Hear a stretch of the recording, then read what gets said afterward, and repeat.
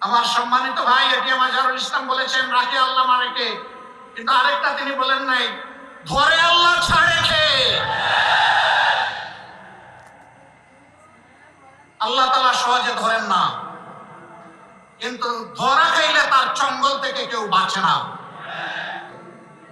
আজকে জীবন্ত যে শহীদ আপনাদের সামনে দাঁড়িয়ে তার জীবনকে মহান আল্লাহর জন্য ওয়াকফ করে দিলেন এবং বাংলাদেশের জনগণের জন্য কাজ করা যে আকাঙ্ক্ষা ব্যক্ত করলেন, আমাদের ওই সমস্ত নেতৃবৃন্দ বেঁচে থাকলেও বাংলার প্রতিটি প্রান্তরে ঘুরে ঘুরে আজকের এই হতাশাগ্রস্ত জাতিকে তারা আশা জাগা নিয়ে কথা বলতেন, তারা জাতিকে নতুন করে পথ দেখাতেন। এই অন্ধকার থেকে বের হয়ে আসার উপায় কি? 15.5 বছর আমাদের সাথে যা করা হয়েছে সব আপনারা জানেন, আমি এই চর্বিত চর্বনে যাচ্ছি না। তারা